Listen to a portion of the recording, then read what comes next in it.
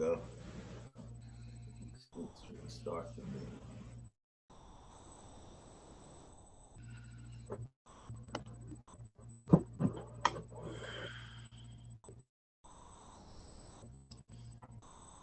Boom. We live. Yes, sir. Let me see.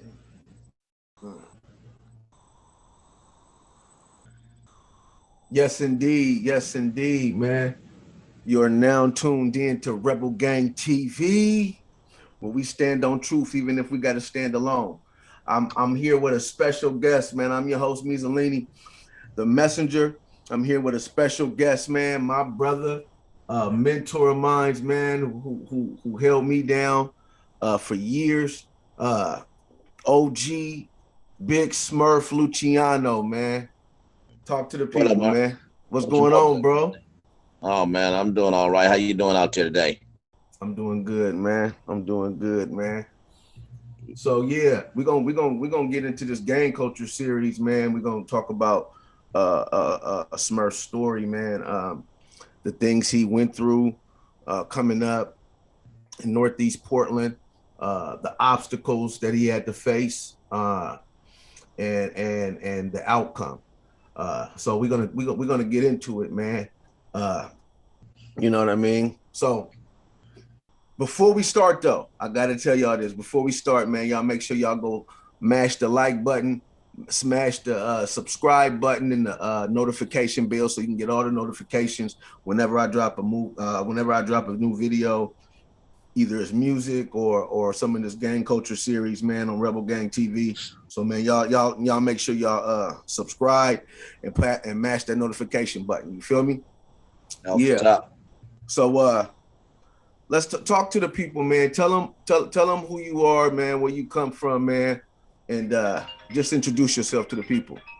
All right. My name is Smurf Luciano. That's my stage name, Big Smurf. Was that click? Was that Big Smurf? Was my street name. I started Two Real Records back in 1997. We put out close to 11 albums to date. I was a major part in Blocc Crips gang movement out of Portland, Oregon. Um, I fought a racketeering charge for being a part of the Blocc Crips. Um, I was also in the federal system, fought a conspiracy case for 2,000 kilos of cocaine. Um, I've been shot several times. I've been in jail for several attempted murders, different cases, shootings and drugs, and just lived. I lived a street life, and to say the least. Uh, as well as educated as well. I've been in college and got some college under my belt as well. You know, my life has been full of a lot of ups and downs, a lot of trials and tribulations. But one thing that has been consistent is that I have always believed in myself, believed in my community, and never had a problem with reaching back to the people who I consider friends or family. Several of my CDs or music can be found online. Um, Rat Poison, Voice of the Streets, which is Meezilini, uh, as the bankroll before he went to be the messenger. Um, Got 'em, Gangsters on the Move, which is a mixture of Kirby Blocks and some six souls that we put a project together. Uh, I also moved to Las Vegas after leaving Portland, Oregon, and became a single father when my son's mother uh, she died from asthma attack, and I've been raising a kid on my own for the last 8 years, and so things had to change in my life, you know. Like I said before, I never had a problem with giving back to people I consider friend or family to try to put them on a different road to do positive things.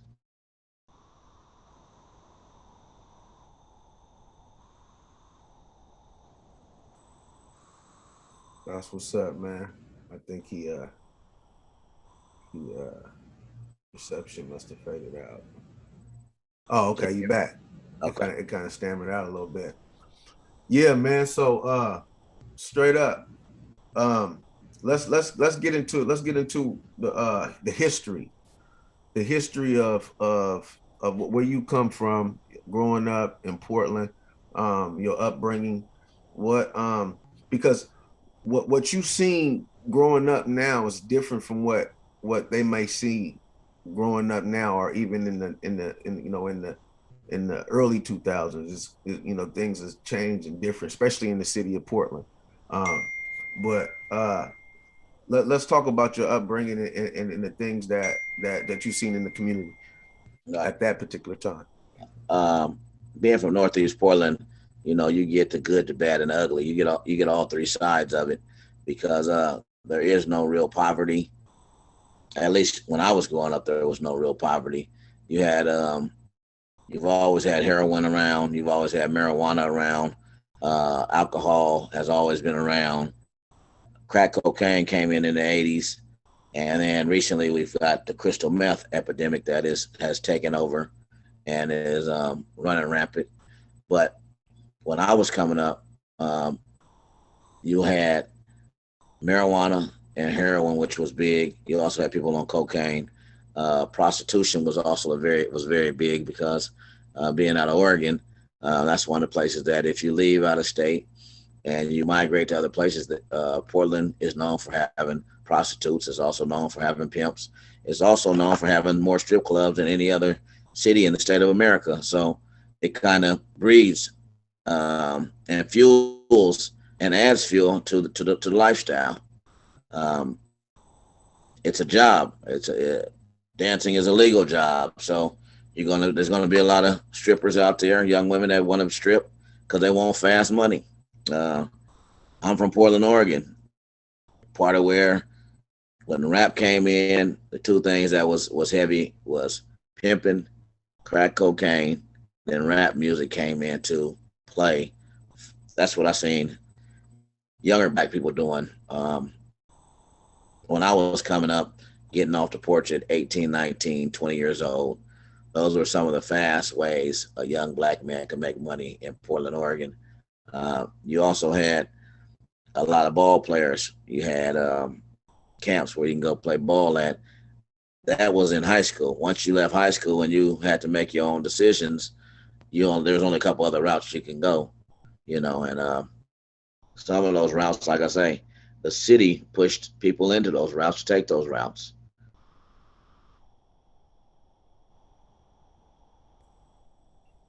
Yeah. So you say this you say the city pushed people into those routes. You referring to like the the systematic uh oppression, or just about like how, like the Vanport flooding and things like that. Well, I'm saying if you're 18 years old and you want a job, you're unemployed. You can walk in any strip club. There's Okay. 400 some strip clubs in Oregon. Right. They're always hiring. Their door is not closed. It's almost Right. like you can go get in the gang. Gangs don't Right. close their doors. The doors are open.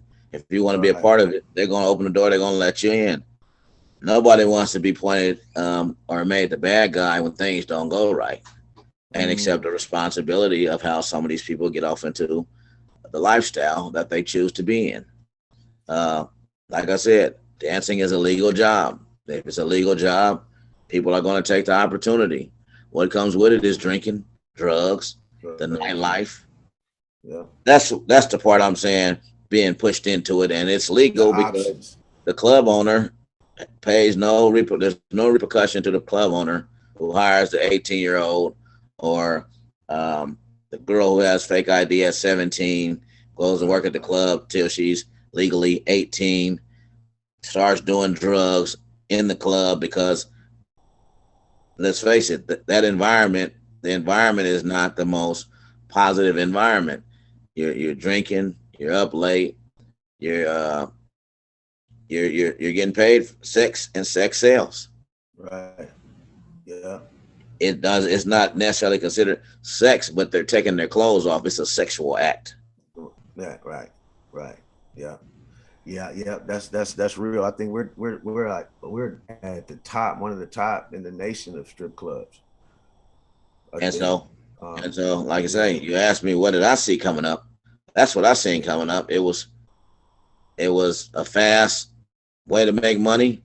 It was not hurting people, and it was legal. So me Right. coming up, I had to endure into that part of it to see how I could get a piece of the pie because it was so much of the pie. I just wanted a small piece of it, and Mm, that was one of my ways that I got off into the lifestyle um, of the street life. wow. Wow. So what you seen wasn't necessarily gang banging. What you seen was people getting money, the fast life, uh, uh, um, superstar, the hood superstars, the women, the nightlife, and the fast money. That's what attracted you. That's what you seen. I didn't actually see gangbanging till I looked down and my leg was almost blown off, and I had a hole in it from a 44 Magnum. Then that was when I seen gangbanging up close and personal. It was I had watched some of it on TV, but TV is not the same thing. But in 1989, when I got shot, uh, that's when I actually when gangbanging really came full fledged, and it was from 0 to 100. It was life or death. Mm, Before that, it was more of a fashion show. It was a fad. Um, we could dress up, play the role, uh, have some fights like old school brawls. Um, but that wasn't really gangbanging for the 80s and the 90s. Gangbangers for 80s and 90s meant killing. If you wasn't with the kill game, then you really wasn't gangbanging. mm. I want to get into that. So, um, what was how old were you when you first joined the gang, and what was the history? Because you have history in the foundation of when gangs came out. A lot of these people, a lot of these young brothers and sisters, they don't even know the history of how gangs originated in Portland. So let's get into that. Well, when I first started hanging out with the gang members, I was 15 when I first started hanging out with the gang members. 16, I was selling crack cocaine. Had a gun. Was sitting in crack houses, selling crack in crack houses, different crack houses. I wasn't from a set yet. I was just calling myself a Crip at the time. I had a homeboy who I hung out with. May he rest in peace. Um, he was started saying 60s, but he didn't. He wasn't really from 60s. He was just saying he was from 60s. And then about 4 or 5 months later, his cousin lived off of Kirby, and he started claiming Kirby. I originally lived on Kirby when I was born. I lived on my mom and dad lived on Kirby till I was about 7 years old, and then we moved over to Vancouver, which is probably about 3 blocks over from Kirby, uh, going west. We moved over 3 blocks over there. I stayed there till for my mom lived there for 3 years. So I was about 8 or 9. So I'd had neighbors over there. But at that time, my grandmother moved closer to Popeyes um, and Safeway up by Ainsworth, going towards the Jansen Beach. If you're from Portland, you're familiar with the area. And I stayed over there from 5 till I was about 16 or 17. And I left the house and got on my own. Uh, so I stayed over the there Kirby, from but the five. Kirby going area always has been my neighborhood. Albina, I got shot on Albina when I was 17. Right off Albina at Humboldt School when I was 17. I went to jail for attempted murder, shooting somebody on Albina when I was 18. Like I said, the gang culture, the neighborhood that I grew up in, it wasn't the worst, but once the crack epidemic hit, my parents were involved in it. Both my parents smoked cocaine. I sold cocaine. I sold cocaine to my parents. Um, it was the 80s. It was a survival tactic, and it was a dog eat dog world, dog eat dog type of world. And it was a survival to the fittest. And I'm glad that I've been able to survive this far because I counted the other day when I went and spoke. at Peninsula Park on the March Against Murder. I've been to over 50 funerals, Mm, most of them young black men. mm, man, that's powerful. That's powerful, man. That's man, that's a I mean this it just it shows that I like what Nipsey Hussle said that we're not the cause, we're the effect. You know what I'm saying? Like the effect of the environment and what's been or the cards that's been dealt.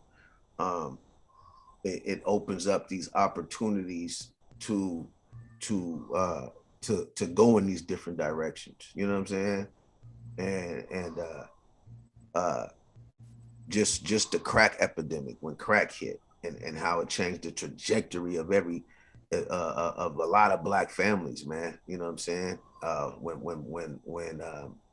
When a lot of black families had those warehouse jobs and those shipyard jobs and getting the middle class money and how those jobs shut down. It was almost like an agenda. How those jobs shut down brought everybody to poverty, and then crack hit to bring everybody mind off of the reality of what's going on and just destroy the communities. Uh um so growing up, you said you started gang banging at 16, then you got shot, right? But I started gang banging at 16. 15, I was hanging out with the Crips. 16, I really got put onto the set to really start cripping. 16, 17, I got shot. Let's talk about that. What what went through your mind? Like you said it was at first it was just kind of like dress up, and it was like it really wasn't serious to you yet because at that time it wasn't really a lot of shootings going on, right? It wasn't a lot of shootings, but there was shootings happening. People was getting shot. More flesh wounds than bone breaking. More flesh wounds than murders. Right, right. Uh, I knew Ray Ray. I knew Arthur. I knew Big Red, David Calamafoni. I knew them all. I knew them personally before we was Crippin' or Bloods. Okay, okay. And just for clarification, who are those brothers? Ray Ray and Arthur, they was two of the first people killed from the Columbia Villa Crip gang. I think they died. It's both of them got killed at 17. Big Red was David Calamafoni. He was one of the original Bloods from Woodlawn Park Bloods gang. And I went to school with David at Whitaker Middle School. Okay, yeah. So the reality is when you got shot, um, how did that transpire? He was already on the set right now, and uh, and so let's get into that. Well, I want to say we was all 17 when we got shot, right? They got shot before I got shot. They all died. I got Mm, shot. I survived. So I was one of the first survivors of somebody I knew that had been shot. mm, Um, and then, like I got shot on school ground, public school ground. One of the first school shootings before Columbine, or they had a shooting down in what is that? In you got Eugene and you got yeah, Corvallis. Corvallis. Yeah, Kip Kinko, I want to yeah, say his name was. yeah, yeah. I was one of the shootings before that. So I was one of the first school shootings in Oregon history. Mm, And I got hit in the leg, went through my artery, broke my femur, knocked my hip out of socket. I was in the hospital for approximately 2 weeks, and and never walked the same after that. But I also had a gun on me when the shooting happened. You know, they found a gun on the playground after I got shot, and the rivals had left. I threw the gun, trying to get rid of the gun, but I did have a weapon on me as well. mm. Okay. Um, and how did that impact you? Because um, you were also an athlete, right? Yes, So um, I lettered in three sports.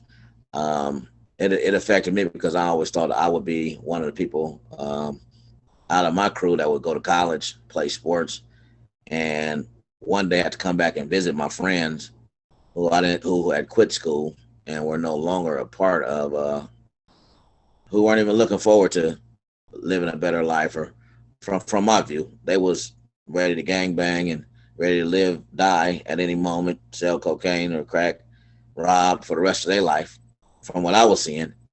And that when I got hit, I became the person I thought they was Mm. at that moment.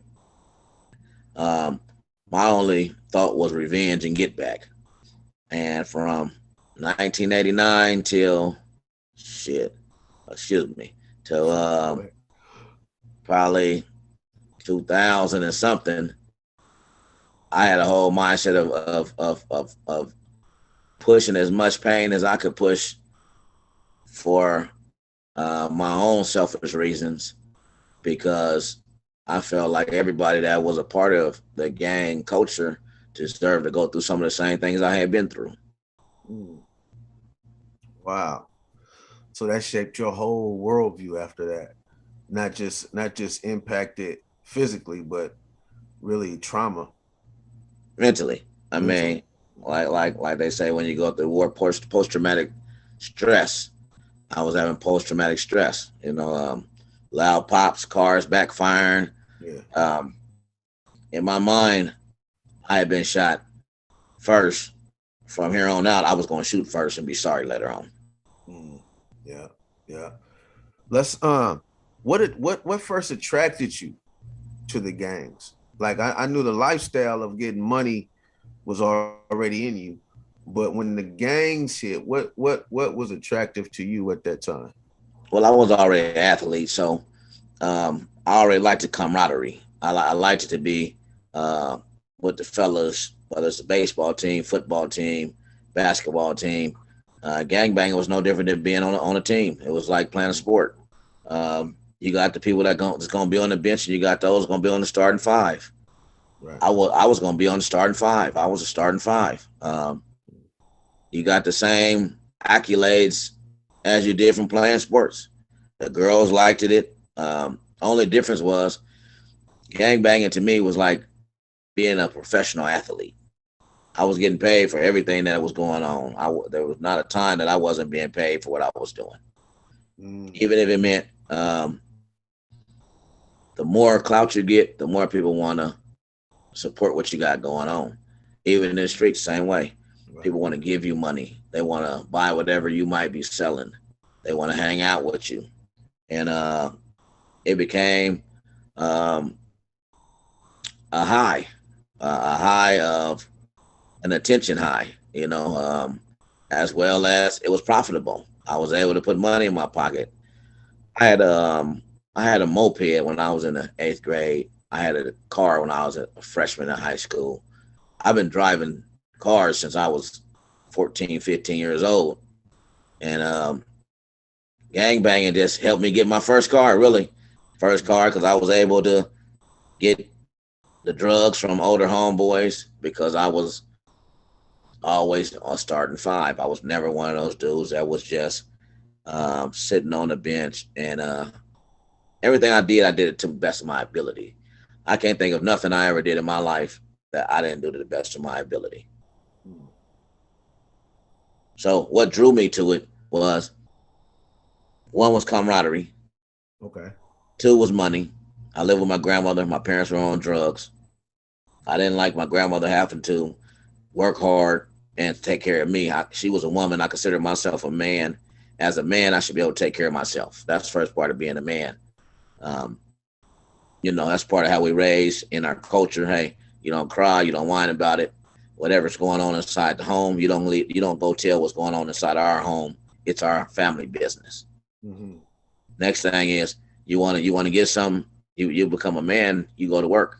You bring home you bring home the potatoes. You bring Right. So with grandma, it wasn't like I could give her no cash, but what I could do is take care of myself. Okay. So at some point, once the shooting started, I just had to tell grandma, like, listen, I'm not gonna be under your roof having you in jeopardy when I know that I'm living this lifestyle and I know I got enough money to take care of myself. And that was after I got shot. So I decided to just leave her house. So I left and I got shot and I came back. And then as soon as I was able to walk again, I left again. But the cash, the women, um, the attention is what drew me into gangbanging. Mm. Um, let's rewind it a little bit because you said so you was mostly raised by your grandmother, right? Yes. What impact as a child did it have on you um not really having moms and pops just fully there like that in your life? What kind of impact did that have? Uh, when I look back now, I would say it it had me with a cold heart because in my eyes, wasn't nobody giving a fuck about me, so I wasn't giving a fuck about nobody. Mm. You know, so it my thoughts and my views was always different than people around me, cousins, friends. They had their parents. Mm. You know, I play along and nod my head with them, yeah, yeah, yeah. But the whole time, I had some totally different thought in my mind on how my life was going to go and what I was going to do to make my life better. And and at the end of the day, it was anybody was expendable to me that wasn't friends or family. If you hadn't looked out for me, or you didn't have the best interest at heart for me, then I had no love for you at all. Mm. Wow, that's powerful, man. That's powerful. That shows the effects of the psychological effects that can happen when you're missing that kind of parental love and affection and having those people around. Yeah. Yeah, is But you know, definitely. one thing about it was, I always, my grandmother always said one thing. She was always worried that my heart was too big because I was always a giving person. I was always looking out for people who didn't have very much. Even if people that had less, had more than I had, but Mhm. not more than the average person had. I was always looking out for them. I was always looking out for people that was handicapped, people who was slow, didn't think as fast as I thought. I was always a protector, Yeah. and here it was. I needed protection myself because I was usually smaller than these people. But like I say, in my mind, I already had a plan on what I was going to do.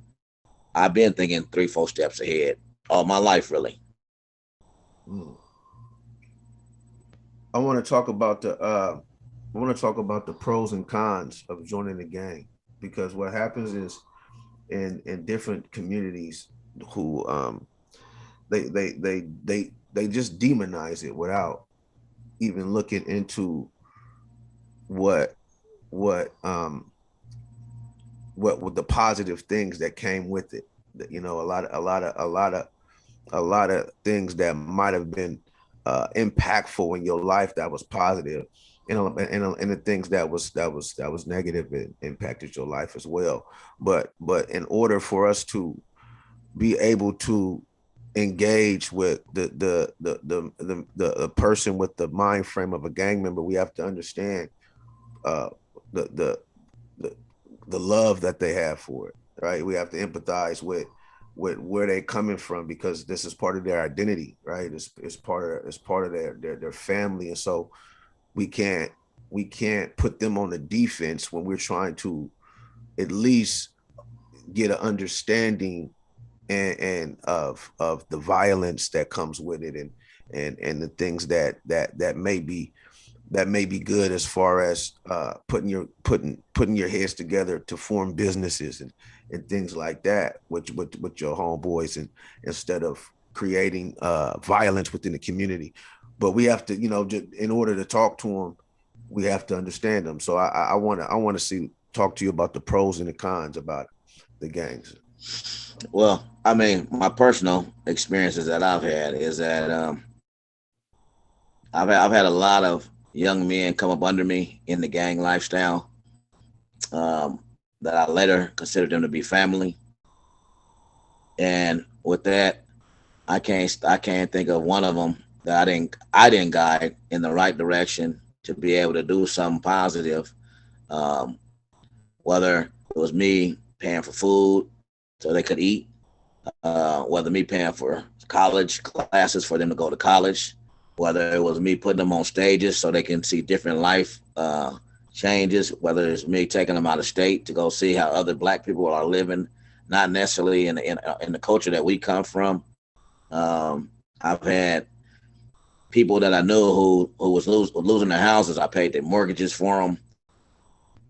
This was doing business partially. The other part was that it was me trying to help out my community. At one time, we had the skinheads, we had the KKK, we had Mulugeta Sarard, may he rest in peace, which was an Ethiopian who was beat to death by some skinheads in Portland. Um, we fought the skinheads out after during the trial, before the trial, because that's what's part of where we come from, Portland, Oregon, where you 7% minorities. You know, the rest is white, pretty much predominantly, and that was like a norm that you was gonna be called a nigger, you was gonna have to stand up and fight some skinheads. All that came in part of being in the gang. A lot of people who weren't involved um, paid some heavy prices by getting caught out of bounds, and out of bounds was just being black, you know, in Oregon. Um, so, like I say, the pros and the cons, that it's not, it hasn't been all bad for me. The labeling has been more bad from the police and people looking in more so than it has been for what I've been actually been through. Yeah, I've been shot. Yeah, I've been in jail. Those things have happened. Um, but I've also been called a nigger. I also was locked in a locker at Lincoln by some white dudes. I've been in race riots. I've been in gang riots as well in prison. Some of the stuff was gonna happen to me no matter whether I was in the gang or not. It Right. was just how I was gonna be able to deal with it and whether I was gonna be able to survive it. Me having numbers behind me made my situation a little bit better. But at majority of times when I ran into the skinheads. Mm, okay. Yeah. It was a different era back then. It was a different era. It's a different era now, right? Most What definitely. what is it what do you think is different from your era uh and this era right now? I in our era, I would say we had more structure. We had more structure. We had more camaraderie. We really was like brothers to each other. We really was like family to each other. In this generation, I see a lot of cutthroat. It's about who can outdo who, and if that means take your brother down, then that means take him down. It don't make a difference if you're from the same gang or not. Um, it's all about who's going to be the number one man and who's going to be the top dog. Because now they got clicks. It's not even about being red or blue. Um, the cliques come together, red and blue, and they go against whoever they're supposed to be loyal to. So it's a big difference. When I was coming up, um, we called it DP. We DP'd our youngsters. You did something out of pocket. You did something out of line. You disrespected a female. You did something to an old person. That somebody within the gang was going to check you and make sure that you corrected that because the gang didn't want all the unnecessary heat that it was Mm, going to bring. yeah. Yeah. And it's crazy that you say that because there's always it's always the violence that brings the unnecessary heat in all situations. And you see what's going on now. They got the FBI in the city, and now you brought this military presence now. You know what I mean? Where it's more upgraded technology to investigate, upgraded upgraded investigation tactics. You got more military. You got more manpower that you just brought into the community to where even innocent people could be getting pulled over, innocent people could be getting stopped for no reason by the police, harassed, checked, searched. even innocently shot now because of this extra military force. So it doesn't just affect families that it affects the whole community in a wide range of different aspects when the violence is taking place. Uh,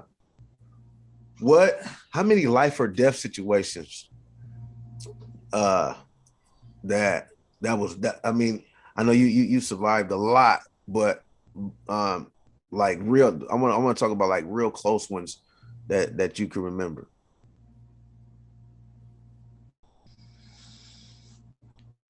Um,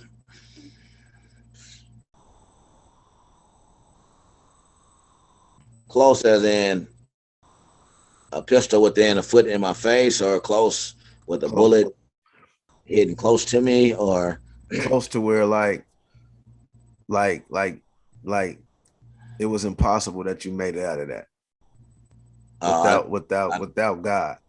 I,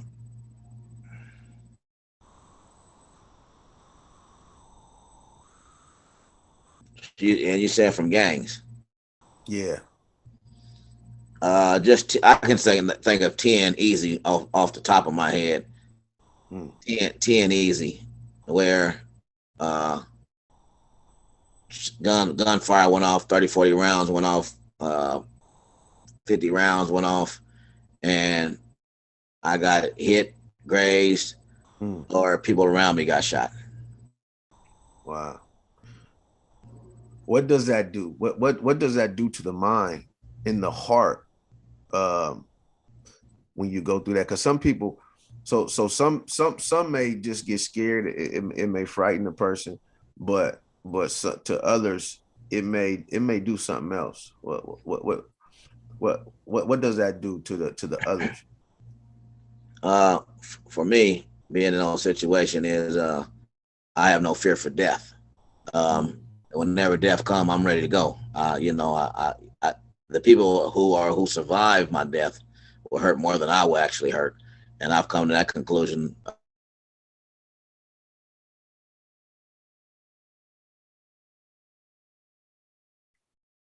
Hold on.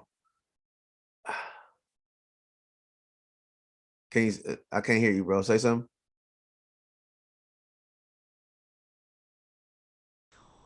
Okay. I can hear you now. Oh, okay. Yeah. Go ahead. Go ahead. Did you hear my answer? No, I didn't. It stopped before you Okay. finished. I said that those things will either turn you all the way on, or as far as having no fear and keep on doing the same things, or it will turn you all the way off and be like a red stop sign, and you will not put yourself in those kind of surroundings for those kind of things to happen, to the best of your ability. Mm, right. Uh, let's get into the story on the case of the conspiracy case in the racketeering charges.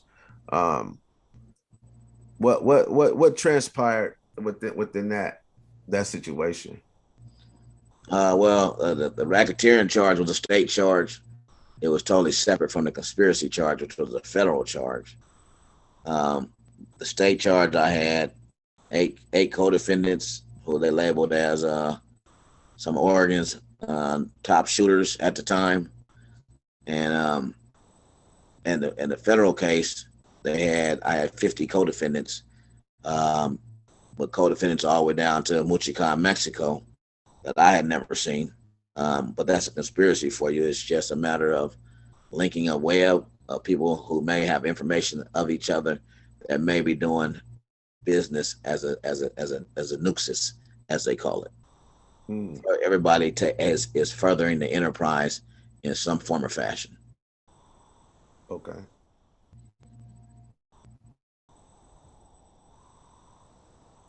Hello. Yeah, can you hear me? Yeah. Okay. Okay. And so, um, how many co-defendants did you have? Altogether, I had 58 co-defendants between both cases. 58 co-defendants between both cases. How many of you guys went to trial? Out of the 58 in the state case for the racketeering, no one went to trial. I was the last one to take a deal on the racketeering charge, and that was just me and my homeboys from Recovery Block Crips. And then on my conspiracy case, uh, out of 50 people that were on the indictment, 4 of us went to trial, and two people received life sentences out of the 4 that went to trial. Mm. You know what? I want to take it back to that racketeering charge because how could they use um so the racketeering is like organized crime, right? Or it's considered organized. That's the RICO. There's the Yes. RICO Act. So how and for most, I mean most as far as like Crips and Bloods, it's not really like an organized crime kind of a deal, really. But how did you guys qualify? How do they make those laws in to bring those laws in to qualify you guys for such a crime? Well, what they were saying at the time was they had got funded for the RICO, and they qualified us by basically saying a tattoo, and showing that you had multiple people with the same tattoo, you had multiple people in the same area, and you had people who also admitted to being a part of a gang or living in this neighborhood, and any crime that was committed within that neighborhood's boundaries that the police set all fell on members of the gang, and whoever was on that indictment, every charge that might not have stuck on somebody, every gun that they found where somebody had a high speed and got away, every shooting that happened in that area fell on those 8 defendants, and they had to prove that they were not guilty of those crimes because that's what the police considered was their territory, and they had reign over everything that happened inside of that territory, whether you was there or you was not there, because you was a part of the gang and that was their neighborhood. You got charged with it. Wow, that was a stretch in the law. A That was real a stretch. stretch. But in that stretch, they convicted 38 people in that stretch. 38 with 3 people coming back, getting it overturned. One person's case that was overturned, they actually dismissed the charges after he had done time. But they got 38 convictions, all black men. Some Crips, some Bloods, off of that same RICO. Wow, wow. Um, But it goes back to Portland, Oregon. Small black community. Black people don't stand up for black people. So who came? Was there a march? Was there a rally? Was there anything? Because they had taken 38 black men off the streets? mm, Nothing. wow, that's deep. That's deep. Let's get into it. So I, I want to talk about that, man. Do you believe the reaction of the community, the lack of support, um, the lack of like I said before, just demonizing and the culture, this culture that has rose up right underneath the elders, right? This culture that just rose up underneath the elders of our community, and the lack of support. It's like you say right there, right? Like the war that they brought in the black community on young black men at this time, right? The way that the way the system used stretch laws like this to bring them in as cattle in numbers at one time. The Conspiracy Act was bringing in 30, 40 people at one charge, and the lack of the outcry and the support. Do you believe that had an impact on the rise of gangs as well? Um, the rise of it had definitely had an impact on the structure of gangs and not having structure, because everybody wanted to be from something different than those guys that got the racketeering. So this is where all these cliques came in. Nobody wanted no structure because structure got you RICO. Without the structure, there was no RICO. They wasn't going to get in cliques. Um, Now here we are 24 years later. The murder rate is higher than it's ever been. You took people to jail for 18, 19, 20 years. You just locked them up. There was no education. There was no reform. There was nothing. You stretched them out as much as you could stretch them out. 23 hours in the hole, some of them did. And then you throw them back into the community. So where do you think their kids is going to be at? These 20-year-old kids now, 18, 19, 20, are these same people whose parents just did all this time in the penitentiary and they was raised with no father, no uncle. The support system was gone. We look at Northeast Portland, the grandparents all got reverse mortgages. I'm trying to get my grandmother out of a reverse mortgage right now. Behind these same trumped up cases in the black community, but no one's taking responsibility. No one's saying, hey, we should have stepped up and made sure that even though they took their grandkids or the kids or sons out here, that the grandmothers and the mothers was going to be okay, that the kids was going to have somebody to fall back on that they could look up to. No one took that responsibility. So here we are with all these kids, and we're wondering why we're having the problems that we're having in Portland. Of course, I got my kids out of there. My kids is other places doing other things. Smaller kids I have are there, but that's not a place I would want to raise my dog at. And I got love for the town, but I wouldn't want to raise mine there. Right. Wow. Man, that's powerful. That's powerful. The trumped up charges and the things that they do out here, the impact that it has it's almost like a ripple effect, generation down generation, and we're all being affected by it. And like you said, man, that was powerful. When you take the leaders out the community or the head of the household, man, you have an effect that happens within the next generation, because there's no one that they can emulate, or no one that they're able to give them wisdom and direction and structure. Like you said,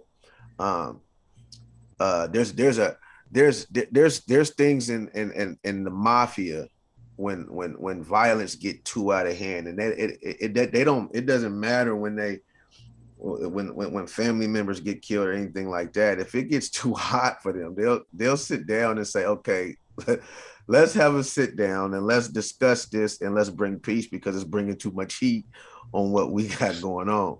Yeah. But that was because they had structure and leadership, and they had people that can kind of direct the energy. Right now, it's like there's no structure, and it's just every man for himself. It's just real wild. Why do you think that is? Is it just because of the not having structure, not having leadership around, or why do you think that the rise is so? And this is nationwide too. This is like the rise of violence and gangs is nationwide right now, and it's breaking records all over the country. Why do you think that is? Well, I mean, like I say, a lot of what they did in the 80s and 90s is coming back to hurt everybody. The policing, the police brutality, the gentrification. They didn't just do gentrification in Portland, Oregon. They did it in numerous places, and that's coming back to haunt everyone. To the displacement of a whole culture of people. Where are they supposed to go? What are they going to do? If there's no place you can call home, then you disrespect everything. They don't give a damn about going downtown, tearing up them buildings, busting out no police station windows. They don't have a home, so what difference do it make? If they had a place to call their own, then things might be a little bit different, because they would respect another person's. But the displacement, the foot on the neck all the time. I mean, eventually anybody's gonna get tired of being used and abused. That even in a relationship with a man and a woman, there's only so much that a person can take. Mm. Man, that's it right there. That's it. Um, let's get into the music world. Uh, what's the difference in the music right now that you see, um, as far as hip hop goes in the hip hop community? What's the difference, Oh and man, how does that have an effect on the community, or on the young minds today? I hear a lot of disrespect in the hip hop music. A lot of calling out, name calling, talking about the dead, talking about people's mothers and grandmothers and how they had sex with somebody's sister. Just a lot of disrespect that the average person, you're not going to live to see 50 or 40 or be able to do music in 10 years Mm, when you've caused them kind of problems. Um, a lot of this music stuff, people consider it, take it like it's a one-on-one challenge. They don't look at it like it's entertainment. Music is supposed to be entertainment and education, mm, um, a form to get your message across, a form to get the community's message across, as well as entertain and have fun. mm. It's not supposed to be a death threat. It's not supposed to be uh, a tough guy competition. That's not what wasn't the reasons. The beginning of hip hop, the KRS-One era, um, the Tribe Called Quest. You would have never heard them make these kind of songs that are being made today. And I'm not knocking what somebody else does, but it's not necessarily music I would want my kids to listen to. Um, so I think that's the difference, is that right now there's no morals, no values Mm. in what people are putting out. They're not even putting their heart into the music. Wow. I remember when you But was that music used to have soul. yeah, You don't talk about it having soul no more. right. I remember when you was kind of mentoring me in leadership, and how to structure an album, because remember, I didn't even know how to structure a full album. You know what I'm saying? Until I started rocking with Too Real. And I remember the song sometimes. I remember you would say, "Man, put some substance in it." You know what I'm saying? Like, make sure it has some kind of substance. You know what I mean? To not just not just on some, like you say, no gang banging, or just you shoot them up, bang, but make sure it has some substance. And that really shaped the way I did music. You know what I'm saying? Because it taught me to have something to say without all the other stuff. You know what I mean? Have some truth to it. Have some positive going that's in the music. That's the way I put Voice of the Street. You know what I'm saying? Because when I you say hear it, Voice of the Streets was a great album. That's one of the best albums I think to date that I've had a part of playing a role in. And I was gonna also tell you that, you got a lot of music, but one of the songs I listen to on a regular is "Might Sound Crazy." mm-hmm, Is one of the songs that I listen to on a regular in rotation. Is "Might Sound Crazy." man, appreciate it, man. You already know we rock that together, Yeah, I man. mean, you can play that right now today, and it's current to the times that's happening right now. Absolutely, absolutely, man. Uh, and so you've opened up a lot of doors um for it out in Portland, um for the underground scene. You've been a pioneer in the underground scene. You've overcome a lot of obstacles. Uh, even doing the underground screen, you done toured with big names, some of the biggest names in hip hop. Uh, you rubbed elbows with moguls. Uh, do you think what's the difference as far as financial, like, from when you first jumped into it to right now? What's the difference between the financial state, like what it cost in, how easy it was to get in, the gatekeepers or whatnot? What I would say now is, They took the middleman out of the game as far as the music game go. They gave you Pro Tools. You could buy it at home. You can put it in your home. You don't have to go to a real studio.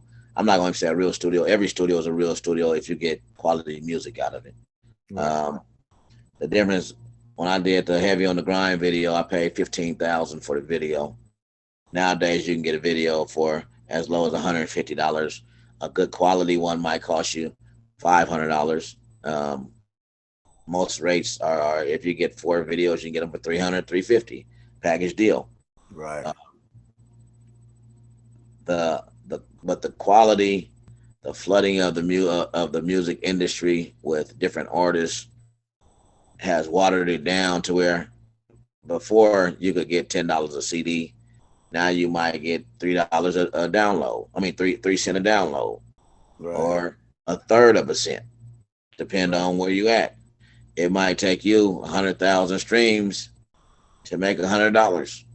Right. Whereas before, you could sell one CD, get $10, 1,000 CDs.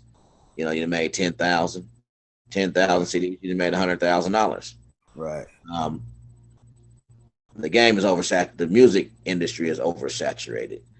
Uh, but you have the internet, and the internet picks up slack. So with the right marketing, promotions, and music, you can still have a chance to win. Right. But to keep to keep it going for longevity, it's gonna be hard to do because there's so many different artists coming out every day. Right. Um, E40 is a different kind of artist. He got to ask, and one thing E40 do is he keep his community behind him. He keep a bunch of youngsters with him. He stays up with the times, and he has respect because you've never really seen him reach out and just do anything disrespectful as far as his craft goes or his music goes. Right. Yeah. Giving back, and he's always innovator, moving on, doing different things, and investing as an entrepreneur into other businesses. Right.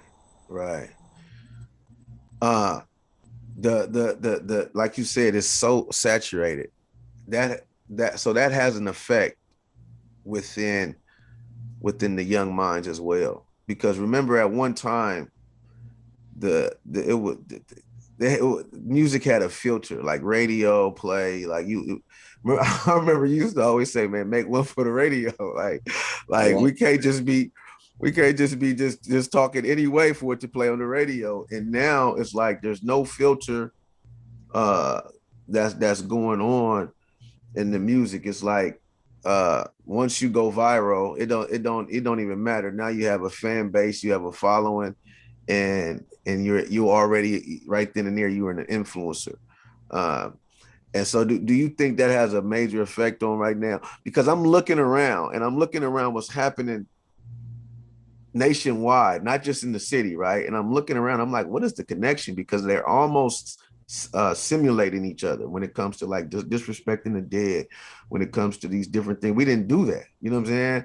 We didn't, we like the only, remember the Bloods and Crip album, like Banging on Wax? Was it right. Banging on Wax? Man, That was like shocking. You know what I'm saying? yeah. And then even after that, when you knew the Sebos and you knew these dudes was Crips, there was never like banging on each other like that. Even though you knew certain dudes was Crips, even though you knew certain, you never was. It was never, they represented, but it was never disrespectful to the other side, like how it is now. Well, But because then you needed a distributor, and you had control. They had control of the industry. They had the industry on lock. Either you was uh, either you was pretty much working for them, or you was a poster child for them. So to get your music heard, as they say, uh, the Jewish had control over the music industry. If you wasn't saying what they wanted you to say, you just wasn't being heard. They had a black ball that they could put in effect, which kept everything in check and balance. There is no more check and balance. Check and balance is gone out the window. What there is there's a check that goes into your bank account and you can check the balance though. So, the more disrespectful you get, the internet supports that. Wow. Wow. That's exactly, and that's the connection. That's the connection, the internet. That's the They're, connection. they're Now, who's the learning. man behind this internet? Whoever he is, the Wizard of Oz. I would like to see who. I would like to see him. That's who I want to get my hands on is him. Straight up, remove the veil. Yeah, snatch the veil off of him. The Facebook kings and Instagram, they make the memes and all this stuff. Right. All they do is perpetuate the ignorance. Right. Yeah. So I wanna talk about the psychological effects of a youngster who pulls the trigger.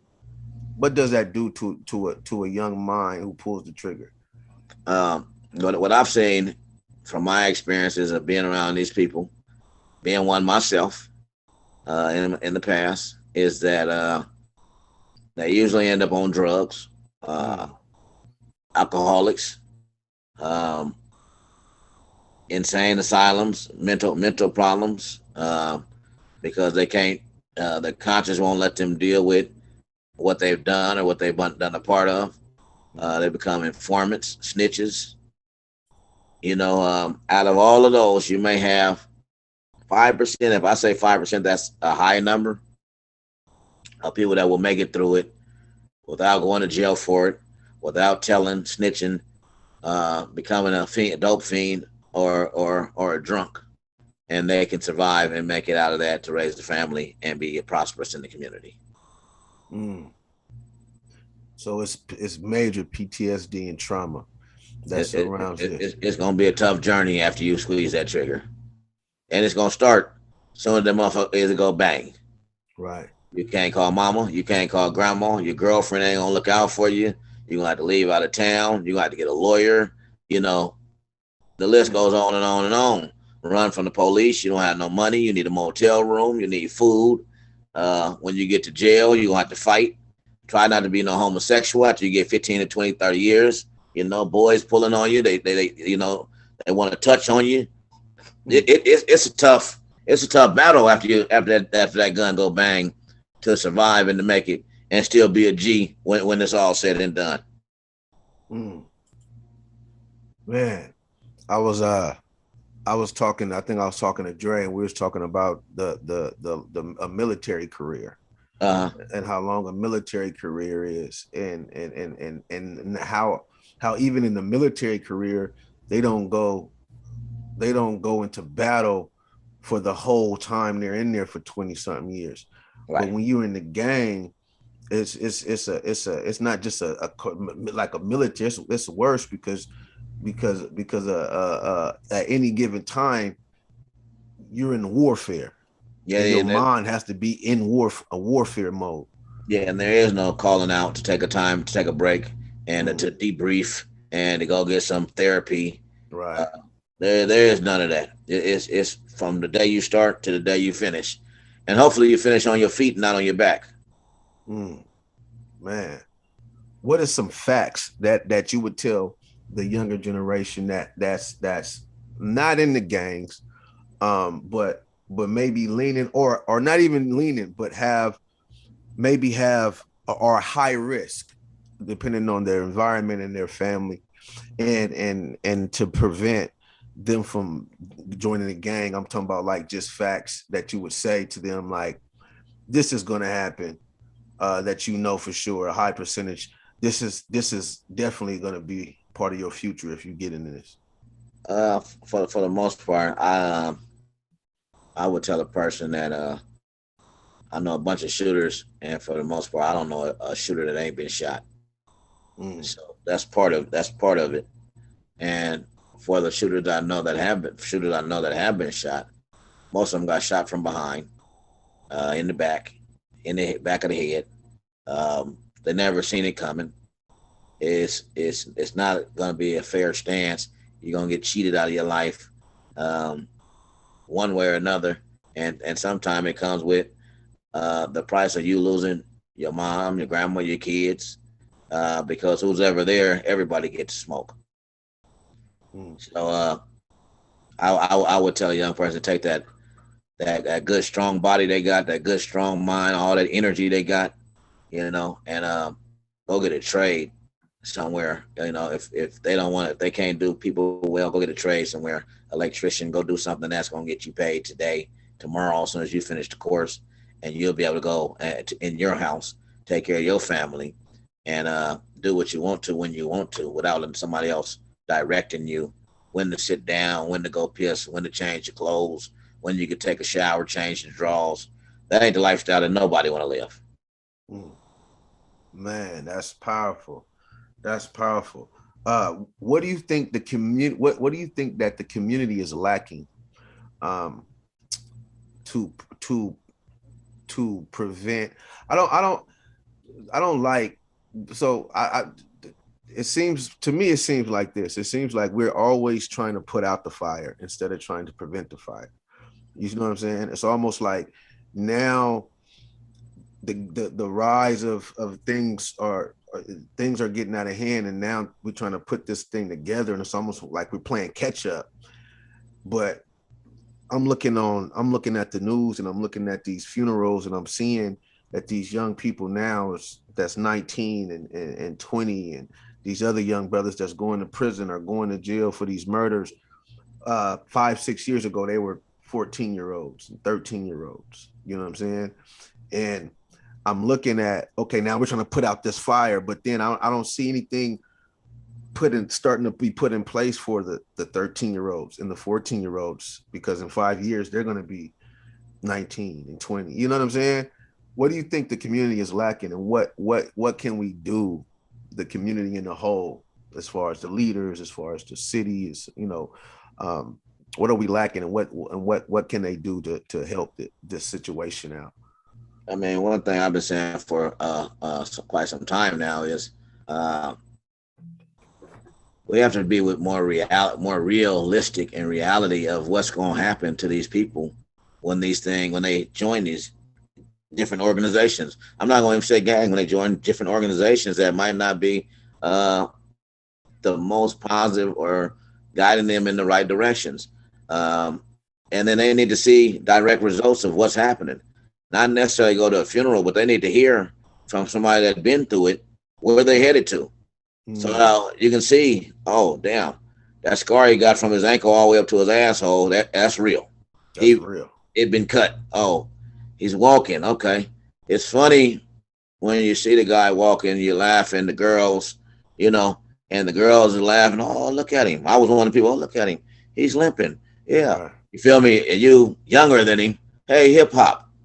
That's one of my nicknames is hip hop that they named me. Right. Just last week when I was at the funeral, not to get off track, but when I was at the funeral last week, um, a friend of mine, he's younger than I am, but he would always mock how I walk. He would Mm, mock how I walk. Oh, cuz, and then do the walk. Here goes Smurf, and then they do the walk. But he ain't the only one that done it. A bunch of right. people that I know that done it. Right. Right. Right. Right. And in my mind, I say, you stay banging, gang banging long enough, you're Mm, gonna have your own treasures, right. your own trophies Right. that only you gonna have. Yeah. And so when I talked to him this day, he was in a wheelchair. Mm, Now he ain't been in a wheelchair long. He only been in there 5 or 6 months. mm, Uh, he's in his 40s, and he said to me, he said, you know what? He said, man, I'll never make fun of a person again because look at me now. So wow. you can always be on the other foot and be you. Right. So you have to humble yourself before you get full of yourself, and you be the next person, or even in a worse position than I'm in. See, I can at least walk. I can talk. My mind works. Right. But there's a bunch of people, like I said, I've been to 50 funerals. And out of the 50, maybe 6 of them was over 60 years old. Um, 3 of them got shot before me. All the rest of them pretty much got shot after me. That would make 40 some people that got shot after I've been shot. that didn't have the same uh, results that I had, and I'm still in a better condition than I am. Walking, talking, with all my scruples. I just got a bad limp. Right. Right. You know, so um, one thing we have to do is hit these kids with some reality that this will be you. This is not a possibility. Can it be you? It will Right. be you. If you play long enough, it's gonna be you. Everybody gonna get their turn. Mm, man, that's the shock and awe effect right there, man. Because And it don't feel good, but it's your right. turn. And it don't feel good, man. I think a lot of I think, man, that's powerful, man. To what's funny is this, man, and I was talking to a brother a brother yesterday, I think a day before yesterday about it, is that the outcries, the outcries, and this is and just listen to everybody to what I'm saying, right? The outcries does not match the funding. You see what I'm saying? And what I mean is, uh um we can volunteer, but so brothers can volunteer maybe once a week, especially when you working 40 hours a week. You got your own family to take care of. You can only put so much time and effort into um the younger generation, and other generations, and to make the powerful impact that it needs. But but to make the most powerful impact is the full time, to be able to be full time and deal with this situation. But the whole thing is, they have programs that maybe ex gangbangers are they don't have any jobs in different situations that maybe ex gangbangers can be a part of, to be on payroll, to be able to be used to get to provide for their family, and at the same time make an impact full time in these young people's lives, as far as the schools, as far as the different JDHs, the juvenile facilities, places where you can where you can make a powerful impact and bring these panels to these different schools. There should be panels, gang panels, going to every school all year round, talking I to agree these with you. youth, and they should be paid for doing that so they can focus on their presentation, curriculums. How can we bring in a study curriculum within this gang? I remember Tookie had the books, the gang books, and it seems like they took those right out of the off the shelves or something. You know what I'm saying? Or people is not utilizing these, or they won't allow them in the schools. But there's an outcry out there on the streets, but there's no funding to help, and the funding that they might have is going to the wrong places. So can you speak into that, man? Uh, I try not to speak against what somebody else is doing to that is positive for our community or for the youth. But dribbling a basketball ain't gonna always stop the kids from going being in a gang. Being in a football camp ain't always the answer. Some we have to have more than just sports. Um, we need more education.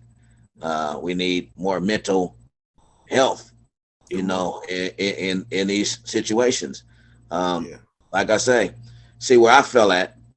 Uh, I was one of the kids who, even though I was gang banging, I wasn't a thief. So I wasn't going to jail for going in the mall stealing. I wasn't going to steal a car because I had other ways to get money. My car was paid for. So Right. I missed the police a lot of the times because I wasn't doing what people my age was doing, even though I was still living that lifestyle. And then when it came time that I was so deep involved into the culture and into the gang, what they would tell me is, you don't have a record. Your record's not bad enough. We can't get you no help. You can't go to the program because you ain't been to jail yet. You have to go to jail before you can get in the program. Right. Everybody ain't going to jail. Right. But people that's crying out and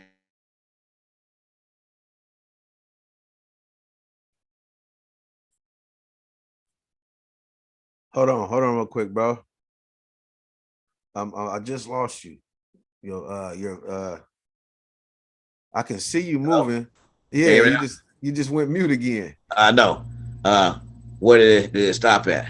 So it's I stopped at the programs that okay. So you stopped at the programs about going. You had to go to jail and all this other stuff. Yeah. People, the outcry. Yeah. People that are crying out deserve to have somebody that can help them and guide them the right way. Before I even got shot, just a piece of my story. I was playing basketball at Lincoln High School. Uh, the varsity coach had got wind that I was gang banging. I was in the gang. He wouldn't let me play varsity basketball because they didn't want me to catch a bus with the varsity basketball team. So he made me play JV. Okay, what's the difference? I can catch the bus with the JV team, but I can't catch the bus with the varsity team. Mm. And in the midst of him not letting me play varsity basketball, I was leaving school early. Went to Humboldt School on the other side of town. I got shot on a basketball court doing what I wanted to be doing, playing basketball. But I was denied because he said I was in the gang. So because I was in the gang, you threw me to the streets instead of keeping me at school. Wow. Right.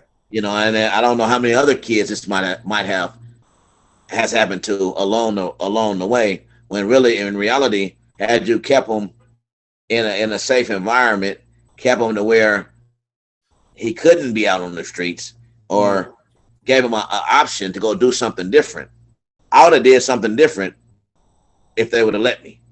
Right. But because that was not an option, the option was to go back over there where they don't deny you at, and they're gonna play basketball, they're gonna play football, you're gonna do everything you want to do right here. We're gonna do it with you.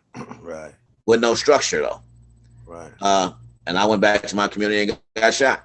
So like I say, there needs to be more avenues open to people who may be on the line, not necessarily all the way in, but you can see that they're going that way and have an open door and an open ear to those kids because they're still kids.